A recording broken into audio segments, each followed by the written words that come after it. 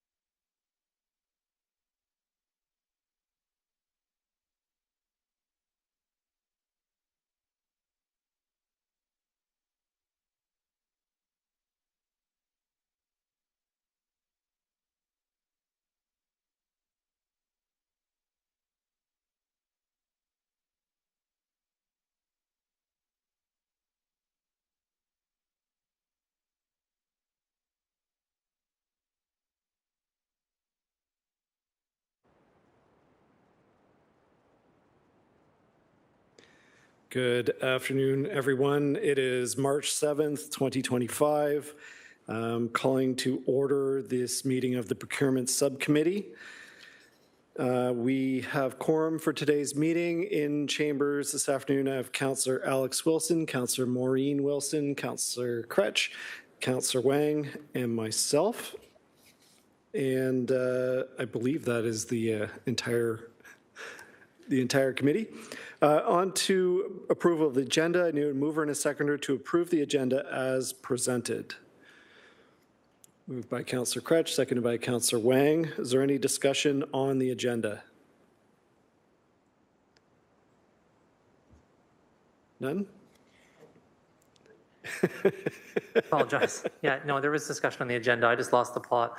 So, yeah, I was wondering if it's okay with everybody else in the committee that we simply defer item 8.1 until the matter can be decided with respect to the funding at council. I know this was discussed during the budget process around the $75,000, and the option was presented to us about what to do with it, and council hasn't made a decision about that yet. And so the idea would be to wait until council's made a decision before moving ahead with 8.1 to determine what's going to happen with the money. So if everyone's fine, I thought we'd save time and do that in the future. So just so we're all clear, 8.1 is the community benefits and social value procurement item. So a request to defer that indefinitely until council has made an alternative decision on the on this item. We can do that as sort of if everybody's in agreement. Otherwise, we'll have to do it as a vote when we get to the item. So if there's any objection, I'm not seeing any. So we'll incorporate that into the agenda for today's meeting. Any other discussion on today's agenda? Seeing none. All in favor or opposed? Show of hands. Carries unanimously. Are there any declarations of interest this afternoon? Seeing none. We have approval of the minutes of the previous meeting. This is from November 23rd, 2023. Wow, it's been that long. I need a mover and a seconder to adopt the minutes of the previous meeting, moved by Councillor Alex Wilson, seconded by Councillor Wang. All in favor or opposed, show of hands. Carries unanimously. There are no delegations for today. On to items for information. I need a mover and a seconder to put all the items for information on the floor. Be one vote, moved by Councillor Alex Wilson, seconded by Councillor Maureen Wilson. Item 7.1, the Municipal Social Procurement Policies Analysis of Recommendations from McMaster University. This item was referred from the Community Benefits Subcommittee on December 16th. Is there any discussion on this item? Councillor Wilson? Thank you. Just wondering where this goes next. So kind of thinking of this similar to how we get an audit, there's recommendations, there's a staff response, my kind of seeing as it's all agreement, and then there's various timelines as to we'll do this piece in Q2 of 2025, Q3 of 2025. Just wondering if as these pieces are completed, if the intention is that this kind of comes back as an information item on these procurement subcommittee meeting agendas to kind of note that, or just where this is going next and what the touch points are as this work is completed is really the question. Okay. Good afternoon, through the chair. Tina Ayako, Director of Procurement. It's my understanding that staff would report as usual on these types of recommendations on at least a biannual basis.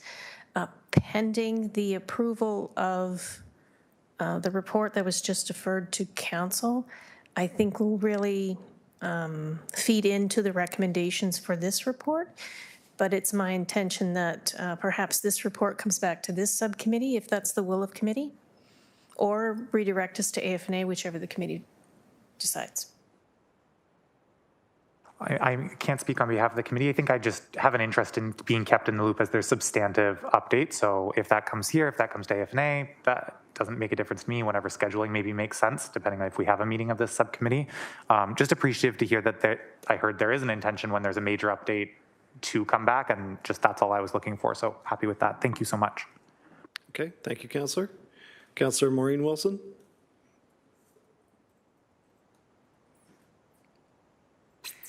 Thank you, Chair.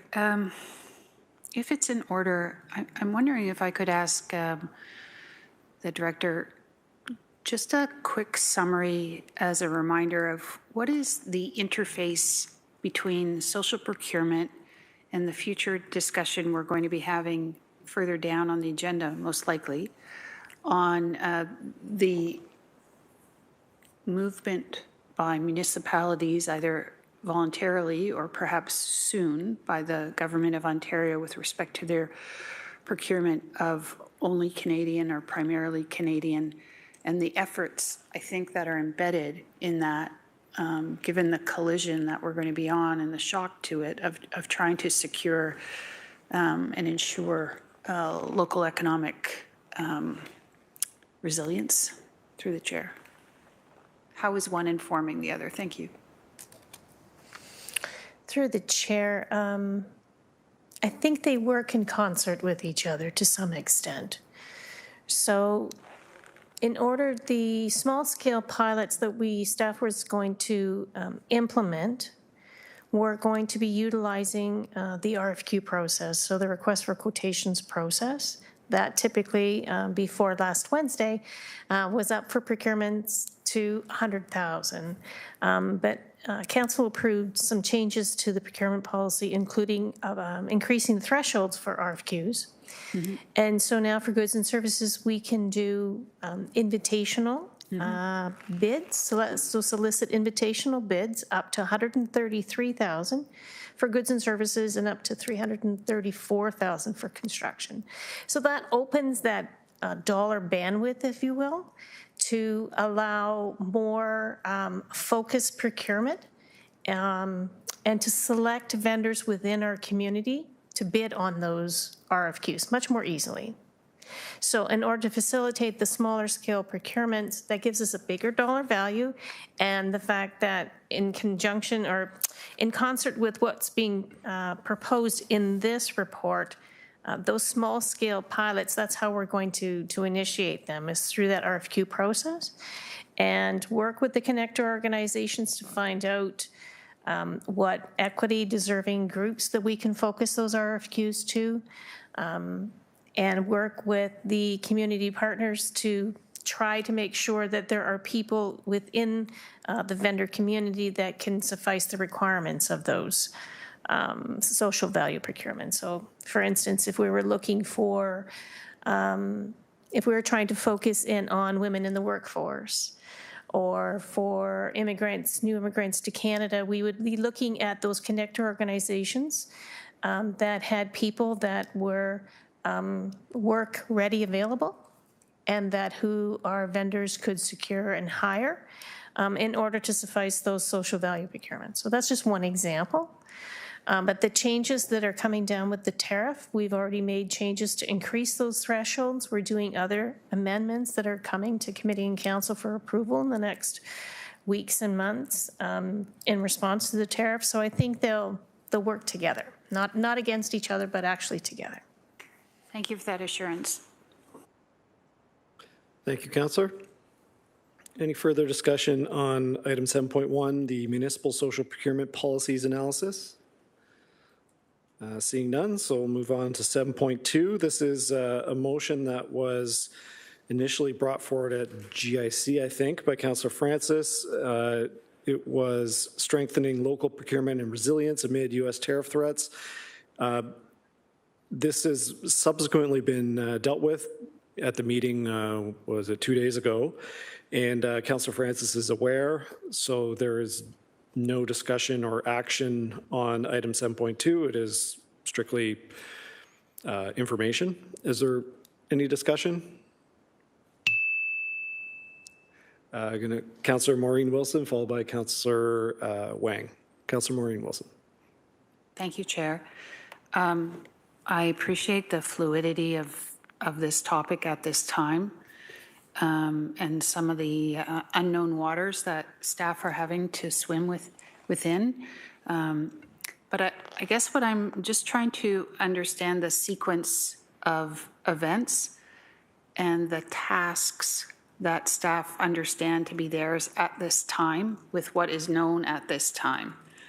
So per Chair Danko's remarks about 7.2 kind of being redundant because of council's sort of larger directive, could I just have a flow chart of what staff are doing at present, what they know, if they are able to comment on what other municipalities are doing in terms of that direction? I know Councillor or Chair Danko was very generous in sharing some reports, recent reports from the City of Mississauga and the City of Vaughan, some really complete actions in things like providing a definition of what constitutes a U.S. bidder, the conditions that would go into upholding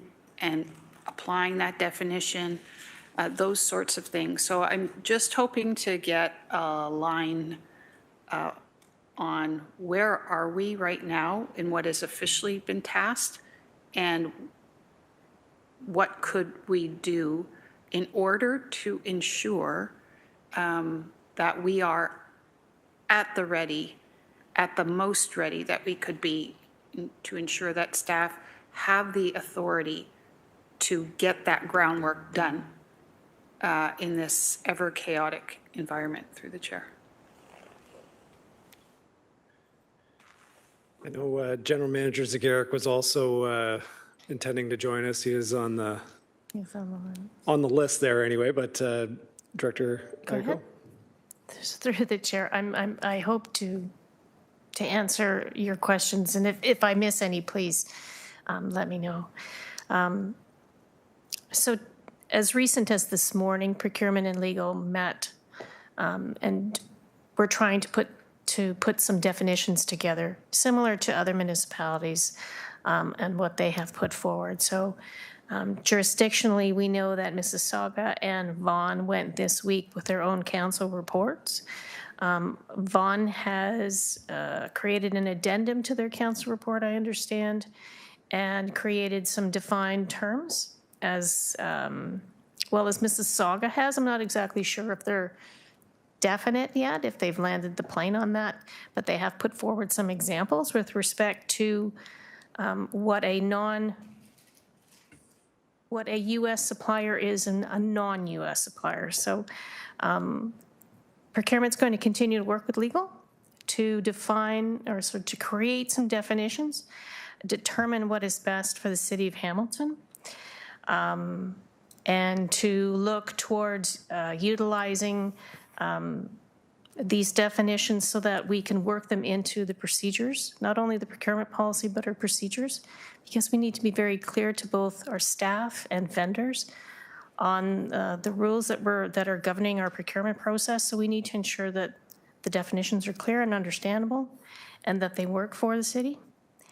We're also going to be looking to give preference to Canadian suppliers versus U.S. suppliers. So we do know that the city of Mississauga has implemented some kind of mechanism in order to do that, or they're giving a preference to a Canadian supplier over a U.S. supplier. So we'll be looking to see the feasibility of doing that. We're also looking to develop a bidder attestation form that will be submitted by bidders at bid submission time to give us information with respect to their businesses, and therefore determine if in fact they fall within the definitions of whatever the definitions are that come up, that staff come up with, whether it be a U.S. supplier, non-U.S. supplier, or Canadian supplier. We haven't quite determined that yet. We're also going to work with departments, client departments, to ensure that they're seeking alternate suppliers for goods that are typically sourced from the U.S., ensure that they're equally comparable goods here in Canada that can be sourced before we look elsewhere for goods. In addition to all of that, we're going to roll out an education plan for the city to assist our client departments with these changes. There's going to be some questions out there of how we roll this out, so we need to be prepared for them. We also need to have FAQs potentially for vendors. We're going to continue to collaborate and look towards our other municipal partners and provincial jurisdictions. And then we are going to report back with further amendments to the procurement policy to purchase Canadian goods and services in alignment with the trade agreements as well. So we'll be bringing back changes to the policy as soon as possible, not necessarily waiting to bring them all back, but potentially bringing back what we can as soon as we can. And potentially either back to this committee or AFNA. If I may, through the chair, thanks for that. I guess my question is, do you see from what you have been observing with in your professional associations, is there an importance at this particular time in your work for an elected council to articulate a set of principles or objectives? And if I could just, just some latitude in trying to explain what I mean by that, here's maybe an uninformed take of how I think things have shifted so quickly. There was previously a motion on to buy local. That narrative has changed considerably to both interprovincial and Canada-wide, and forging of and being conscientious of our obligations to the EU. So I'm not interested in doing anything that would frustrate, so that we're setting up like mini local trade barriers. Because in an effort to eliminate interprovincial and only to stipulate local, we will be hurting our own city private enterprise by disabling them potentially from competing and receiving and gaining contracts in the public sector outside of Hamilton. So that's my just very elementary take on what I don't want. So I guess at this point, is it your advice to us that council needs to sort of articulate some principles in order to guide you in your, I don't know what those principles are, frankly, but to guide you in your work and in your assessment of what other municipalities are doing and in your professional associations, through the chair? I don't want to uphold your work, but I also don't know what, I'm trying to discern what is the duty and obligation of council in trying to provide a framework for that work. Thank you. General Manager Zagarek, did you want to jump in? Thank you. Through the chair, Mike Zagarek, General Manager, Finance Corporate Services. To Councillor Maureen Wilson's question regarding principles and the reference to buy local versus buy Canada or Canada first, I think those are strategies that staff can come back and report back to committee regarding how to satisfy potentially both of those strategies through varying approaches. So there is still an opportunity to support buy local at low dollar thresholds while still supporting buy Canada only or buy Canada first. And those would be subsequent reports staff would provide relating to those strategies, as well as some of the pros and cons, risks and opportunities of those strategies. Thank you, that's reassuring. And I guess the other question I would have in your diligence reporting back is, sometimes we saw in COVID, there may have been some vendors who took advantage of the situation with a plumping up of prices, whether it was in protective clothing or otherwise, that municipalities in their collective action in concert with the province to ensure that we have means or mechanisms to daylight that predatory activity. Not to insinuate that they're going to do that, but based on past emergencies, there has been some examples of that.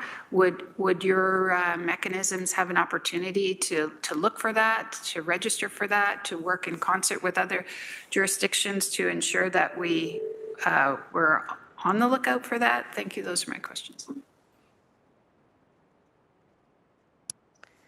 So through the chair, yes, I think that's why staff is recommending a very strategic approach to all of this, and to look at definitions and to look at how we implement these definitions and any type of local buy, because there's a lot of parameters that need to be considered and a lot of issues with respect to not only source of supply. If you know, Hamilton, we're very lucky, we're a larger municipality. We have a number of vendors who are in this municipality that can service us, but certainly not, I don't think we have an exhaustive list of vendors who can satisfy our requirements. So we are going to have to potentially source from not only Hamilton, but potentially Ontario and Canada. And we'll look at that from an escalation perspective, but certainly we will always be on the lookout for vendors who are trying to manipulate the system. And I think we'll try to embed some kind of mechanism to ensure that we're not necessarily, that we're paying the best price for a good, and not necessarily the fact that it just comes from Hamilton, but to be sure that we're being fiscally responsible as well. Thank you. And General Manager Zagarek, did you have anything to add? Yeah, I'll just add through the chair. Staff did envision the need to monitor and report back. It was the final recommendation in the report that was endorsed by council on Wednesday. So we were anticipating the need to track what we experienced as it relates to tenders or bids. I'll also add that AMO and FCM are developing tools as well for municipalities to track and participate jointly so that we can collectively monitor with respect to any impacts any of these changes in policy are having, or the impact of tariffs are having to municipalities in general. Thank you, Councillor. Councillor Wang, no, you're good? Okay, thank you. If I could just pass the chair to Councillor Alex Wilson real quick. Just a couple of quick comments for me. Obviously, this is a evolving issue. I mean, even as of yesterday, when we were having some of these discussions, the tariffs were being rescinded for a month, or who knows? To be honest, it doesn't really matter. But I think the important point for me is the discussions that we've been having with staff, is that we are being, as a municipality, as proactive as we can be in reviewing the actual policies and bylaws that the other municipalities have implemented. They're very similar to what we've already done. So what they're looking at doing is almost identical to what we've already done. Even those municipalities that have said, oh, we're banning all US companies, their actual policies are pretty much the same as what we've done. So I'm very pleased with the work that we've done to date, and that staff are very much aware that this is a live issue, and will be working proactively as things evolve, and who knows what tomorrow's going to bring. We're doing our best. Thank you. So with that, I don't think there's any further discussion on 7.2, so I need a show of hands, all in favor or opposed? All in favor? 7.1 and 7.2, there's a presentation on 7.3. Yeah, so just on 7.1, 7.2, all in favor? Yeah. receipt of 7.1 and 7.2. That is unanimous. Thank you. So moving on then, 7.3 is the vendor performance program implementation. Call on Michael Burjaw, the vendor relations specialist, procurement, to begin the presentation.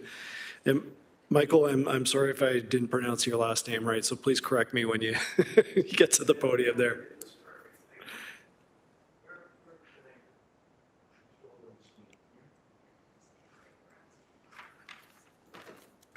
I should have asked if committee wished to see the presentation, but I do, so.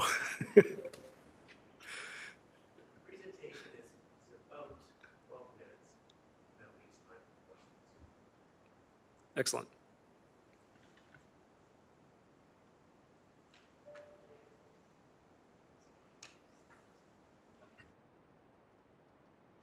You'll stand here. Thank you. Ready? Okay.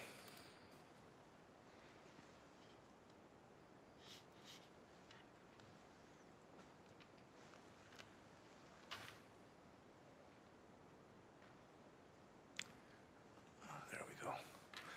All right, vendor performance. So I'm here to talk to you about the Vendor Performance Management Program, and I'll start off and describe what is a Vendor Performance Management Program.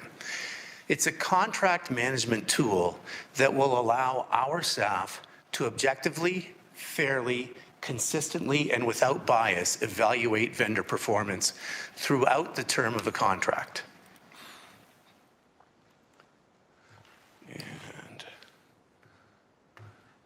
All right, so why do we want to introduce a vendor performance program?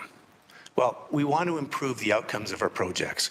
We want our projects to finish on time, on budget, and we want those projects to finish effectively with minimal problems throughout the execution. Okay? And how is a vendor performance management program going to help us do that? It'll help us improve communications between the vendor and the city.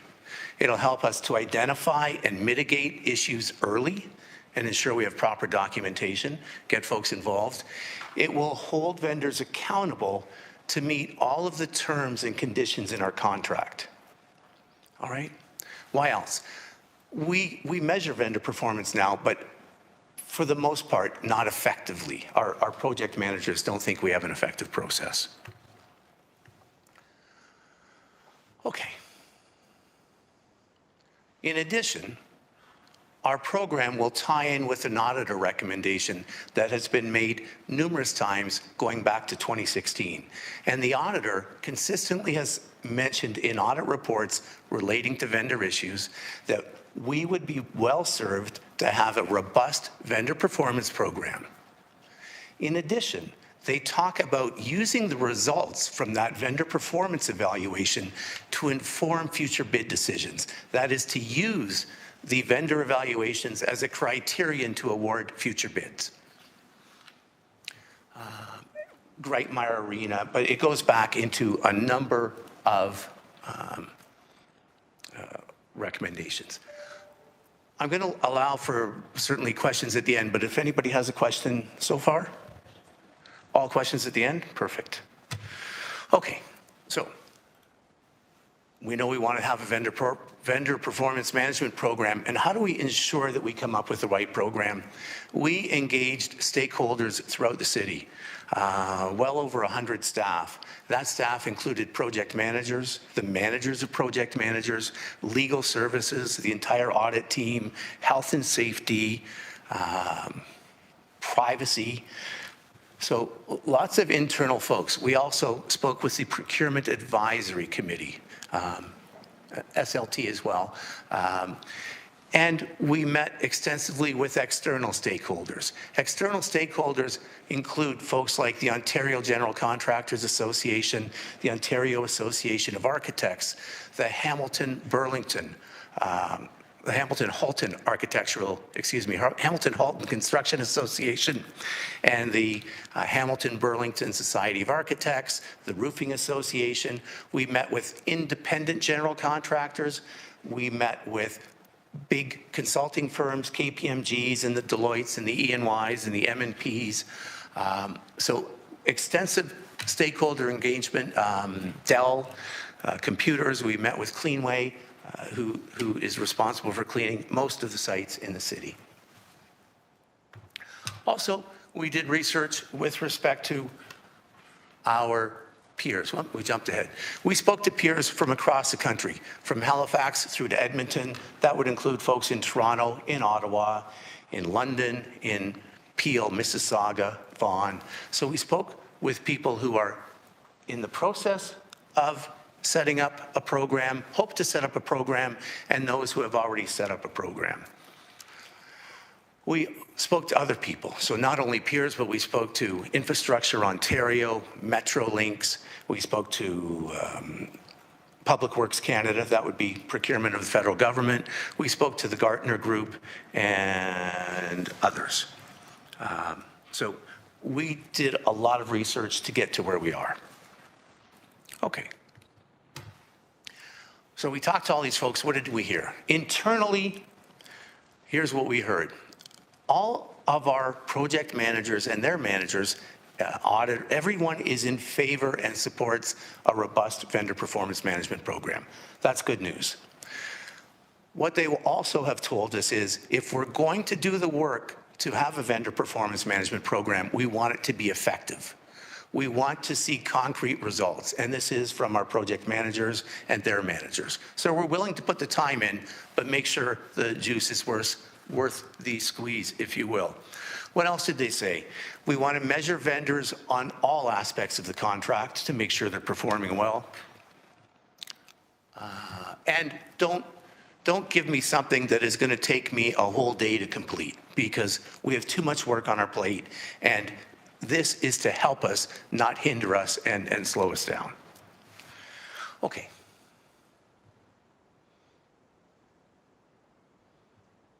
What did our vendors say? So we spoke to a lot of vendors, as you know.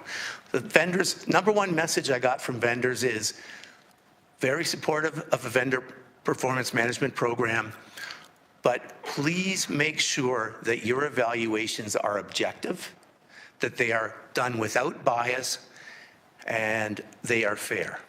Okay, that's what the vendors are looking for. They're all in, but make sure you treat us fairly and without bias. Also, make sure you have an appeal process. If we don't agree, we would like an avenue to appeal our rating. So factual, unbiased, consistent. Consistent is another big one with vendors. And when I spoke to vendors, often I heard something like, you know, I'm working for the same organization, I have the same crew doing the same work, one crew in the east end of the city with a project manager, and another crew, that same crew doing work in the west end with a different project manager, and the performance evaluations are wildly different. We don't want that if we're performing really the same work in the same group. Promptly communicate issues to us. It was critical. They want to be able to mitigate. They don't want to wait and hear about problems at the end of the contract. Our consulting not partners, but our consulting vendors, one of their big concerns was, don't blame us for things that are outside our control. If you're trying to change the scope of the work partway through the project, and that either lengthens the project or increases the budget, that's not an us issue. That's a you issue, and you need to take ownership of your issues. We'll take ownership of our issues, but that's where we want to limit our exposure to. Our prime consulting firms, those are our architects and our engineering firms. They're also supportive, but they have a little caveat. They say, listen, you all have big contracts with lots and lots of terms and conditions. And if you want us to meet all of those terms and conditions, your price may go up. Now, I didn't hear that from all prime consultants, but I did hear it from a few. Okay, what else? We talked earlier, I mentioned how we may want to use the results of a vendor performance program to inform future bid decisions. And if we want to do that, the message we got back from our peers and our vendors who have had experience with this is, okay, but if you're going to do that, take it one step at a time. Make sure that the results you're getting are effective and accurate before you start to use them to inform future bid decisions. And certainly there are examples where folks have moved 2 steps forward only to move 3 steps back across the country because they just started running a little bit too quick with this. Okay, so everybody's supportive, but to get to that second step, make sure your data is good. Okay, so we talked to everybody. What are the key components of the vendor program we've come up with? First off, we've developed 5 unique evaluation forms. And we have a form for a provider of goods, a provider of services, a provider of consulting firms, prime consultant, and construction firms. So we are not trying to put a square peg into a round hole. We have project-specific evaluations. We've developed a number of KPIs to ensure that we're consistently evaluating these vendors. And if you're project lead A and project lead B, you're working on the same principles with respect to your evaluation. Each of these evaluations consists of between 4 to 9 questions. That takes into consideration, remember, they don't want to spend all day at this. If you're providing goods to the city, there's 4 questions you need to answer. If you're a prime consultant who's got a very big scope of work, there are 9 questions that will be addressed during the performance evaluation. These performance evaluations are all done electronically, and we do it electronically using our existing e-procurement system. So our existing e-procurement system has a supplier management module, which we have activated. It routes all of our procurements directly to the procurement lead, the evaluation that is to the procurement lead, then to the procurement lead's manager, into a procurement person, and then out to the vendor. It's very transparent. Okay, the other key component, we talked about KPIs and general standards. So we have developed a standard so that every vendor is going to be evaluated in a consistent fashion. And we're calling that the general standard. And the general standard is, what type of performance would we expect from a reasonably prudent, diligent, skillful, experienced contractor in this type of work? And that's what we're looking at. We're looking at performance in line with our reasonable expectations. That means things may go a little bit wrong. And that's okay, provided they're addressed effectively and efficiently, and they don't affect safety of people, safety of buildings, and they don't impact schedule. Okay, so there is a little flexibility. We are not looking for perfection, but we're looking, if there are issues, for those issues to be addressed effectively and promptly. What else? We talked about that. The other piece, and we heard this when we spoke to peers across the country, is if you just implement this without any support, you won't be as effective as you might be, provided you have a full-time support person. That full-time support person is the vendor relations specialist, which is me. So we're not trying to run this program off the side of someone's desk. We have a dedicated person to help our project leads and to help their managers ensure the success of the program. All right, so I talked about the evaluation. This is an example of one of the questions on the form. This form would come out electronically, and this form, as you can see, it's related to general contractors. And as it turns out, one of our issues sometimes is our projects aren't on time. So we have a specific question with respect to schedule. And to ensure consistent responses, I talked earlier about a KPI document, which we have. And our contract document has lots of levers and directions with respect to project schedule. So on the KPI document, I list them all. For example, prior to application for payment, did the general contractor provide you with a schedule outlining when the work will be done and how the work will be done? Did the contractor ensure that their work aligned with the schedule? If the work got behind schedule, did they tell you? If the work got behind schedule, did they take steps to bring the work back to schedule. So all of these are on our KPI document. Not only are they there, but they're referenced with the section. So it'll be supplemental condition 14.2 says, did you get the schedule prior to application of first payment? We're all on the same page, and that speaks to consistency. All right, reporting. Well, came up early. We are using the bids and tenders module, and like most software packages, that comes with a whole whack of canned reports that we can utilize. We can also develop our own reports to supplement that.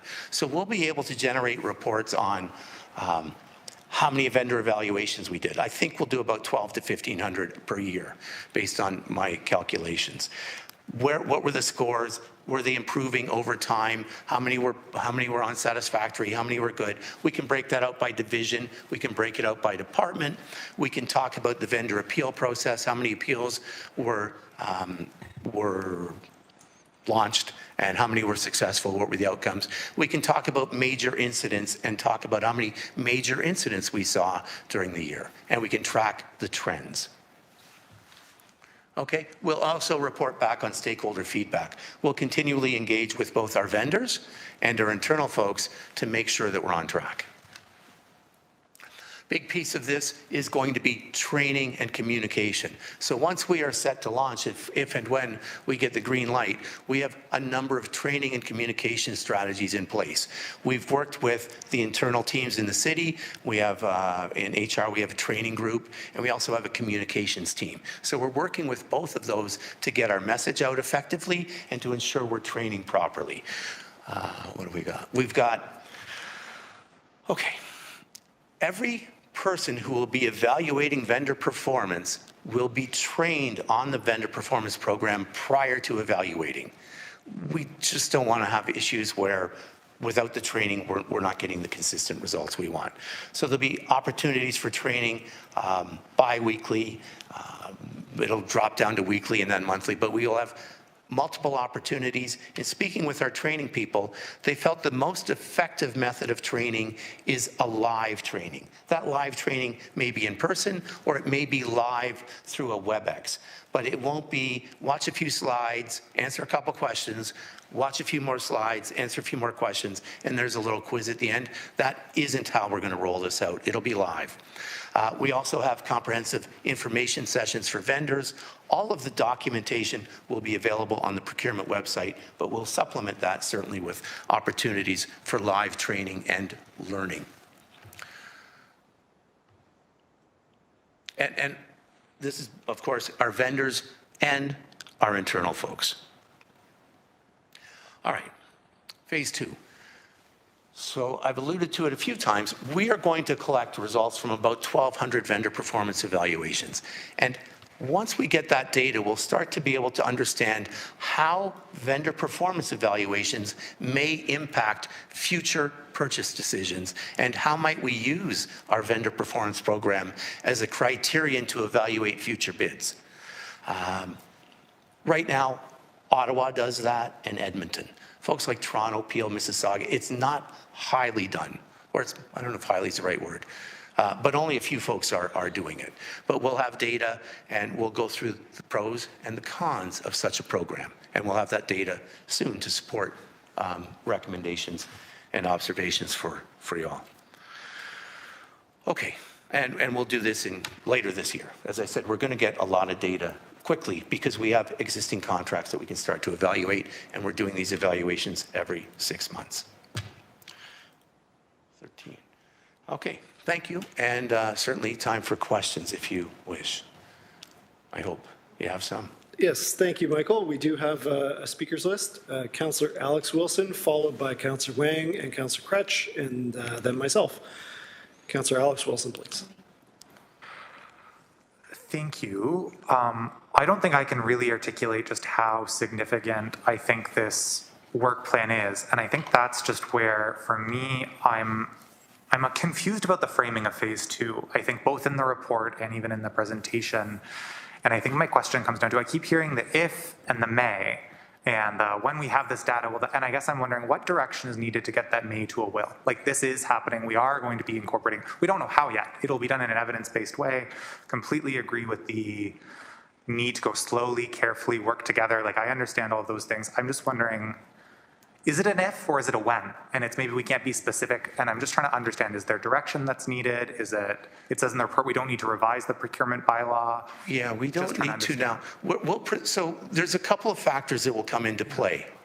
And they are, how much weight do we want our evaluation, the performance evaluation, to carry compared to, on a construction contract, for example, compared to price?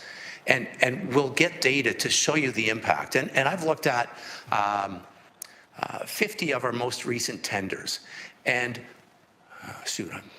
about 47% of those tenders, we have 2 bids that are within 10%. On about 33 or 34% of the tenders, the bids are within 5%. So we'll have data to show, and fair enough, it may be a when, but we'll have data. We need to determine what are the thresholds. We have strategies on how do we handle people who haven't bid for the city before. So we have strategies for that. We'll put those strategies and apply those strategies to the numbers and data we get in. The bids that close, and we'll be able to come back and say, do we want to land at 5%? What would be the impact? What would be the impact if we land at 10% to weight on the vendor performance? So how might that impact the overall cost to the city? And we've got data for RFPs as well, which is a little bit, there's a little more balls in the air with an RFP because we don't even open all the prices. Only if they meet a threshold do their bids get open. So we'll have, I'm fine with it's a when, but we'll present the data so we can fine tune. Are we landing on 5% or 10% or 8%? Is it the same for RFPs as construction? Things like that. Thank you, really appreciate it. And then I think that's the heart of my confusion is I think a how question is not a if we will do it, it's a how will we do it. And from, I guess maybe just a commentary through you, Chair, I have not spoken to anyone who I think can say the lowest bid is a mandatory procurement criteria is the procurement policy they want and they feel gets them the best money for value. That said, we need something like this to have evidence to move away from it.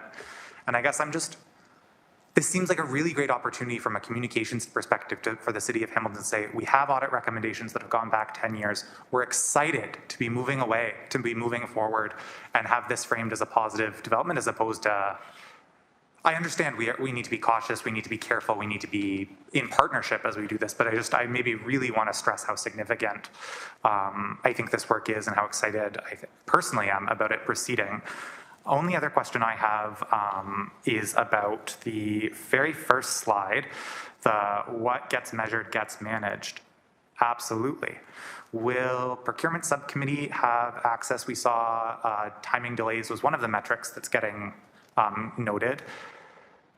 To when will those metrics be made available? Is it when this goes live on the procurement website? Is there a conversation with vendors? Will a draft list be provided? Just wondering what those checkpoints are around what are we measuring?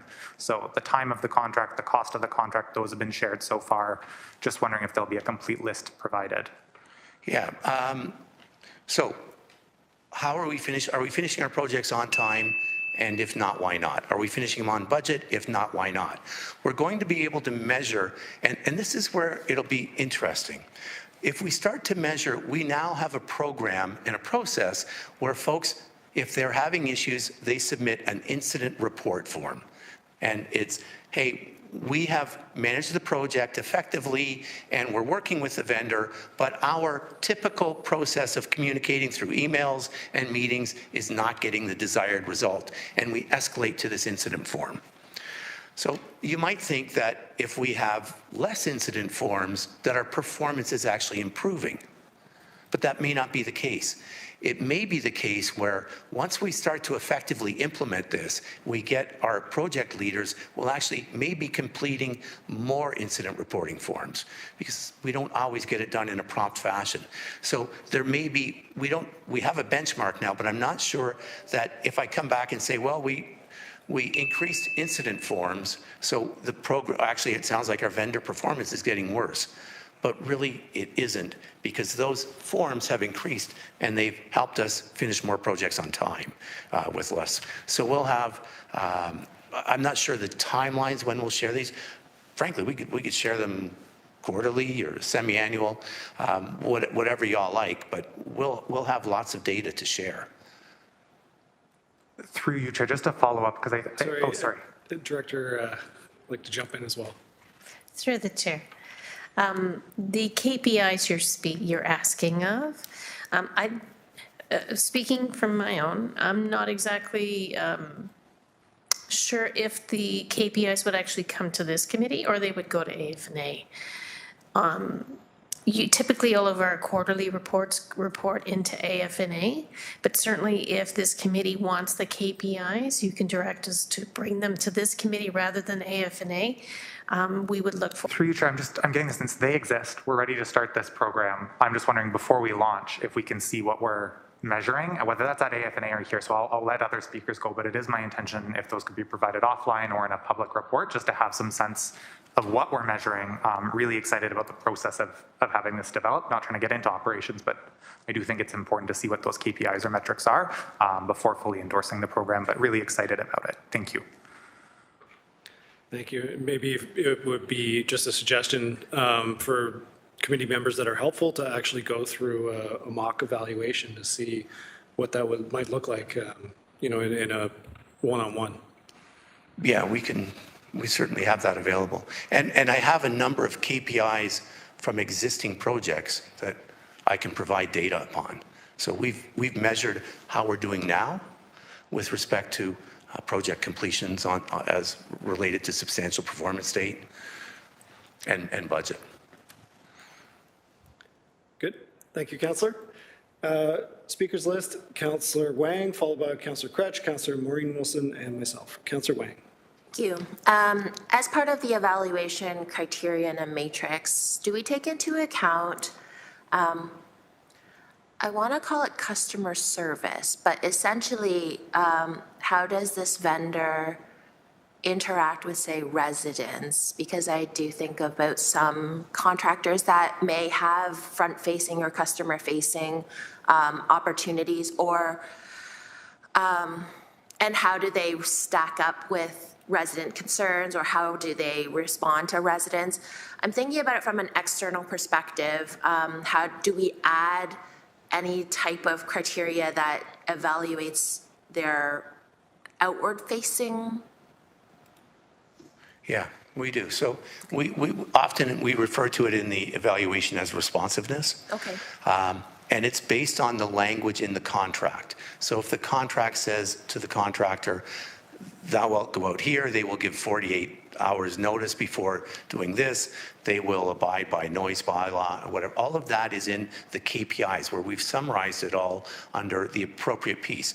That may come under staffing and administration, and it may come under execution of the work. Mm-hmm. But those items, everything that's in our contract with respect to language and professionalism, it's all tied in, and we do have ways to address that through the piece. It's usually on staffing and administration or execution is where that question gets answered most often. Okay. It was a big piece of that people wanted to ensure. Yeah. It's really quite wonderful. There's pages and pages of KPIs.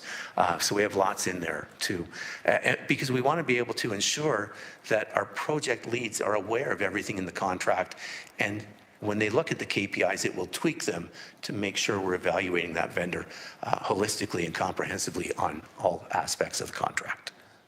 Okay, so it's not exactly a one-size-fits-all, because every single contract, every single project is a little bit different.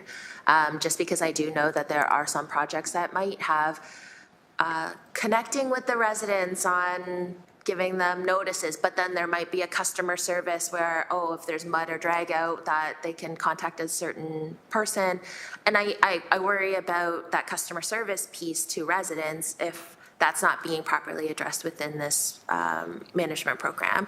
Okay, so that's great. My second question then is, do we or should we have any type of evaluation or at least a comment section on the reputation of said vendor that might be external to the city of Hamilton. I'm thinking in particular about, again, going back to the tiny shelters, where we heard as we were going through this procurement after the fact that this vendor was only struck 3 months earlier, or that they had a terrible reputation with other municipalities. So how does that particular like external reputation get evaluated in this? And should that be a part of the evaluation criteria? Yeah, in this case, it is not part of the evaluation criteria. Let me talk about why. We're going to evaluate vendors on their ability to execute the terms and conditions of the contract. So we're not evaluating them on what they did a year ago for somebody else. That's up to us to do before awarding the contract. This is from contract award to contract execution. But however, now we've got a data point where they've done poor work and we've documented it. So it's not a hearsay, you know, they were terrible, but we don't have documentation. We have a formal piece of paper that says they were unsatisfactory. They had an opportunity to appeal that if they wished. So we can, if people ask us, we now have something formal we may be able to share. Yes, they did work, it's unsatisfactory, and it will help both the city and potentially others avoid a similar situation. But this is a piece where we start to evaluate that vendor upon contract execution. It's not the luggage they're bringing on the plane. It's how they did once they got the contract. Okay. Just one more question, if I may. We have just instituted our zone and harassment, discrimination, and any type of decorum as it relates to how people speak to our staff and the teams.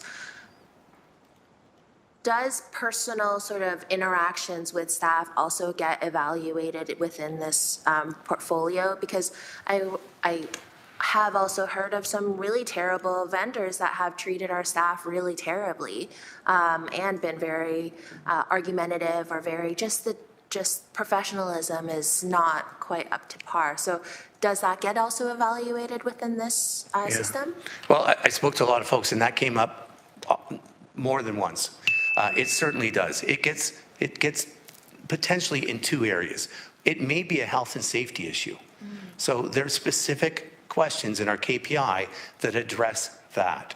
It may also come up in staffing because it could just be impolite, but it could hit a threshold of, this is more of a 3R situation. So we've addressed that and certainly got feedback that we need to put that in, and we have. So we've worked with HR and we spoke to lots of project managers who want an avenue to report inappropriate behavior on a job site. Okay. And this provides that. Thank you. Those are my questions. Thank you, Councillor Wang. Councillor Kretsch. Thanks. I want to echo what Councillor Alex Wilson said about the need for this, how exciting it is. And I'm also a little bit confused about all the caution, to be honest. But we'll see how this program rolls out. Two questions about what I understand are two functions or limits of the program. One is, I think there's going to be quite a long process, from my perspective anyways, before this gets activated or we start doing it in kind of an earnest way and trying to gather and roll this out. We know other cities have this kind of approach outside of just Ottawa, North America. We know what's been successful, what's not been successful. We've worked with people and had conversations with them about this. So why such a long runway before we kind of do this in a more earnest way and sort of have this testing phase? You mean, so we're going to launch, but the longer runway is before we come back and decide how are we going to use these results to inform our future bid decisions, that type of runway? Okay, so if we talk to our friends in Ottawa, I talked about a couple steps forward and a couple steps back. So they had a lot of feedback and negative feedback and pushback from contractors. So they started at one spot and they've had to modify what they've done. And it wasn't without some angst to get there. City of Toronto doesn't use their results to inform future bid decisions, but they also had to, once launched, they determined that this just wasn't objective enough. And the auditor came in and said, you know what, we need to tweak it a bit. So what folks don't want from the vendor community is that our program, does it need some tweaks before you start applying our scores to our future bid awards? So take some time, and we've tested it, and we've learned from others. But one of the things we learned from others is do a test before you start to apply the ratings to inform or make as part of the decision-making process. Okay, I think the way I understood it was that we had that kind of feedback and then input from other municipalities, we could apply it. But what you're saying is you think there's some kind of context here in Hamilton that needs to be evaluated. We just want to make sure that our program is not overly punitive. It's like, you know, the porridge, we don't want it too hot, we don't want it too cold, we want it just right. And we want to make sure that everybody has been trained effectively because if we apply an improper rating to a vendor, and then we use that improper rating to penalize them on an award, it doesn't do anyone justice. So if we can take the 2025 year, what's left of it, and make sure that we don't need to do any tweaks. Edmonton and Calgary also are tweaking their systems. So I'm not aware of anybody who rolled it out and just went gold and did this. And certainly the strong feedback we got from the general contractors was, yeah, we support it, but run your program before you start applying those numbers to our future bids that may cut us off or award us bids in an inappropriate fashion. Director, you had anything to add? Through the chair. I think the important thing is that we want to make sure that vendors are aware of the program, that we've done our best to educate them. Because at the end of the day, once you put an evaluation mechanism in, even though they're a low bidder, they may lose. And so it all comes back to the results of their performance. And so we want to make sure that they've been educated on that their performance means something now, and it will impact future tenders. So we want to be sure that everyone's on the same page for that. Okay, my other question was really about what I think I saw was the cash threshold. I could be wrong. The cash threshold for these types of vendor performance management program evaluations, right? So is there a sort of threshold that we're using right now to determine at which point we would do this? If this folks in the program, I think it's $100,000. It says in the report. Currently, it's $100,000. Okay, so Mike, I have a question then, based on that. My experience, just in reviewing bids and tenders, reviewing all kinds of data and spreadsheets at AFNA, what I do see from time to time, in this case, to give an example, would be the contract that comes in at $99,999.99, right? Just 1 cent shy of the threshold to be evaluated. I ask that because when we use this criteria to evaluate things, I worry that we're not applying other kinds of criteria to things that may be below that threshold. So there are going to be certain kinds of projects that have a different kind of significance, aren't just about the monetary significance, right? In Councillor Huang's example, we'll just say, what if that specific example that Councillor Huang gave about tiny homes or tiny shelters, what if that amount had been, say, lesser than that, but it still has an important social impact or something that we care about making sure we monitor for performance? Or perhaps the program the vendor is operating or the thing they're doing is sensitive in nature somehow, some kind of sensitivity it has to it. It's health related or safety related, right? So are we looking at those kinds of criteria as part of this program and not just a monetary cap? Because I worry that that monetary cap can really be misleading at times. So a couple things. As written right now, it is every contract valued over $100,000. If we have a contract worth $28,000 that has the potential to run 4 years, that contract would be included in the vendor performance management program. So we look at the annual value and the potential length of the term to determine the $100,000. So we could get smaller contracts that have a $28,000 or $30,000 annual expenditure will be covered. The other piece is it's mandatory over 100,000, but we can opt in any program and we can apply this wherever folks feel it's warranted. But we don't have, at this point, if the project lead would like to activate the vendor performance management program on their project that is valued at $64,000, we can do that, but it's not mandatory. You don't have any criteria at this point for the kinds of ways that would be triggered outside of someone asking? Because that's down to an individual, right? So if a project lead on a project wants to do it, that's nice for them.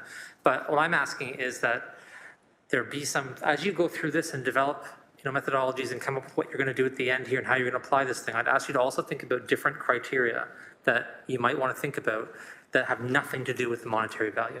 Because there are some things, and I don't know, this is not my world, but like what about hazardous materials, or what about something that would have an impact on a certain sensitive community of wildlife? I don't know, but the point is there are going to be some legislative or other kinds of things to think about where it's a sensitive or serious matter, and that should be evaluated regardless of the monetary threshold.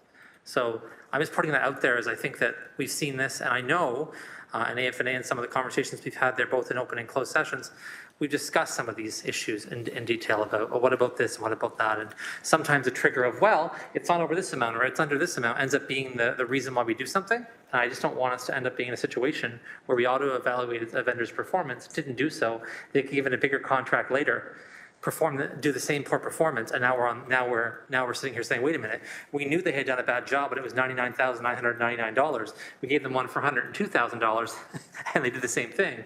We could have known better if we had maybe looked at this from the perspective of that. So that's what I'm looking at, and so that's what I'm asking you to consider as you evaluate this. Thank you. Thank you. Councillor Alex Wilson, if you could take the chair. Yeah. Thank you. I think most of my questions have been answered. Thank you for the presentation, Michael. Just a couple follow-ups and also echoing the sentiment that I'm really pleased to see this coming forward. And I'm pleased that we have a dedicated full-time FTE to make sure that it's not off the side of somebody's desk, that we're dedicated to this work. Couple questions, just kind of digging into some of the nuts and bolts here is, this would be for city staff who are doing contract administration. Would it also apply for when we have an external consultant that's doing the contract admin, or is it only for city staff? Would we expect our external consultants to also do this? No. So often, if we have an external consultant, that external consultant is working through someone in the city. For example, a prime consultant is running a construction project, but they're reporting up to the city. Right. So we would evaluate, in that case, there may be two vendor evaluations going on, one for that external consultant and one for the work that the external consultant is helping us manage. So there would in fact be two. Okay, that really helps. Thank you.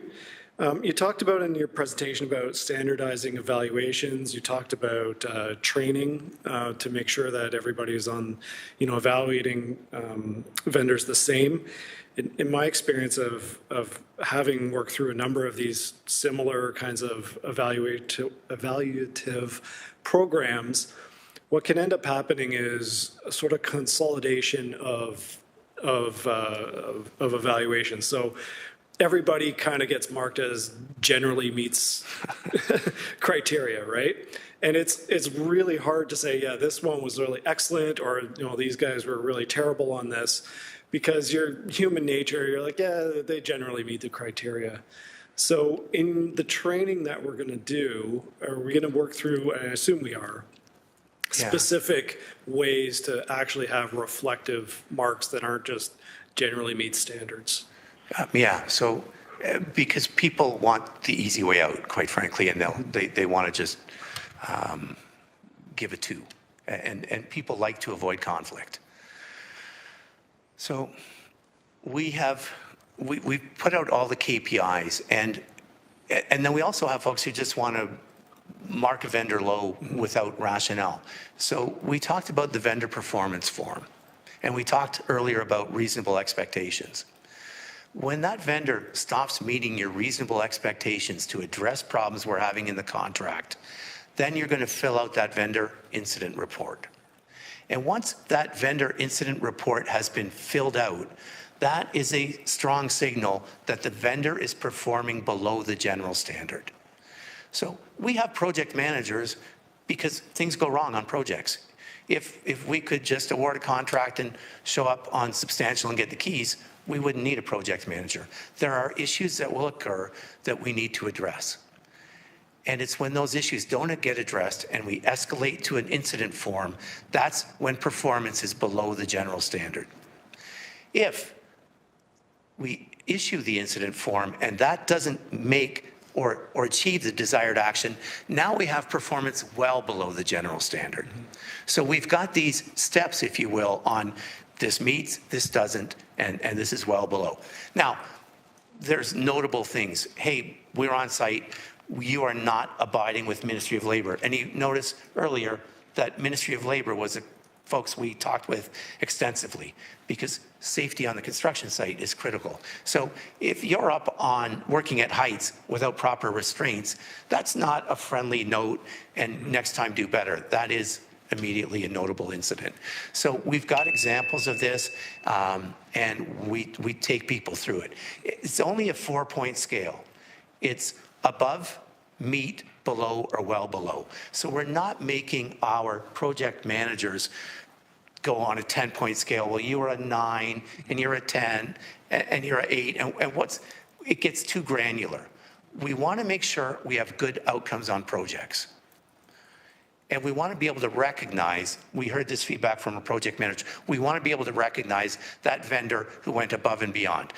Schedules changed. We had no incidents. We never had to talk to them at all. It just went perfectly, much better. They want to be able to recognize that vendor, and that's why we have the ability. But we avoided the granularity because of the issue you said, like, how do I get a 7 or an 8 or a 9? It's just above, met, below, or well below. And we've got guidelines on when to apply those. And we have them here, but I had 12 minutes, so we didn't get into everything. I think that really, really helps. I'm glad to hear that. Thank you. My last question is for small contractors that have the same contract manager, they have the same crew that's working on the same jobs.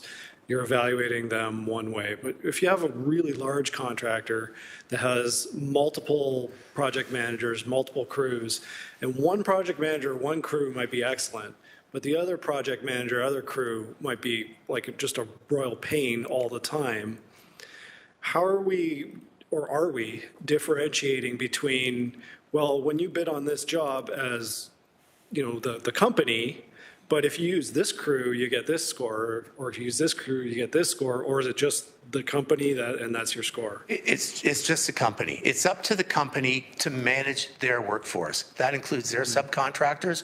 So we're not going to be granular on, Sally's good, Sam not so good, or it's how did the contractor perform in alignment with the contract terms and conditions? And our job is to communicate where there are issues and to mitigate those issues before they become. So it's up to them to manage their staff. That's how this program is operating. We may identify, and this is why we talk to privacy. What if we have these issues? How do we identify that? And how do we, what do we need to protect in our reports so we don't say things we shouldn't. But it's more of at the contractor or at the vendor level. And we would address it with them, and they need to address that. And if not, we would say, hey, you need to address this, and they go, yes. If they don't address it, then we move to the incident reporting form. It doesn't matter that the rest of the half of the work is being done well. We have an issue here, and you need to effectively address it. So I hope that responds to it. Answers the question. I appreciate it. Thank you. So with that, I'll take the chair back. I don't see any further questions, so thank you for the presentation and the questions and answers, Michael. I need a mover and a second. No, we already had that. Show of hands to receive both the report and the presentation. We're doing both? Yes? All in favor? That is unanimous. Thank you. Thank you.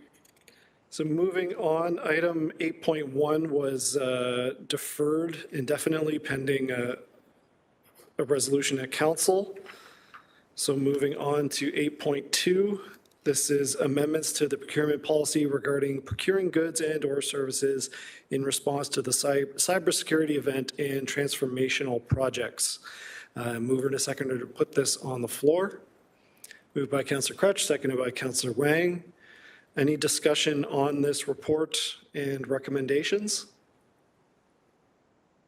Seeing none. Councillor Alex Wilson, if you don't mind. Thank you. Just a quick question.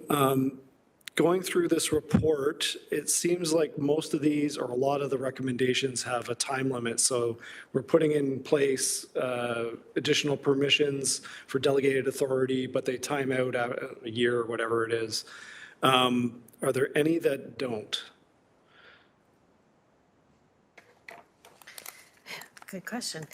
Through the chair, with the exception of the definition of Director of Procurement, all of them will time out at the end of next year. If necessary, we will come back to committee and extend it, ask for approval. And my understanding, again, from the report, but I think it's just important for, any further discussion on this is the reason is that we're still in this somewhat of a crisis situation and we need to be timely with procurement, but we expect that to end at some point, which is why they time out and go back to normal. Through the chair, exactly. Excellent. Thank you. Those are all the questions I had. Taking the chair back. So then we do need electronic vote to approve the recommendations.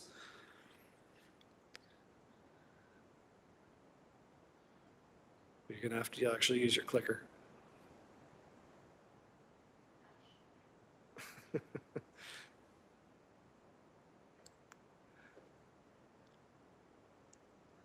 That is unanimous. Thank you. There are no motions. There are no notices of motions, and we already discussed the tariffs issue, so there's no need to do other business. So with that, private and confidential from November 23rd, 2023. Mover and a seconder to adapt the confidential minutes. Moved by Councillor Wang, seconded by Councillor Crutch. Show of hands, all in favor. Thank you, that's unanimous. And I believe there's no further business of the Procurement Subcommittee, and we are therefore adjourned. Thank you. Have a good weekend, everyone. Thank you.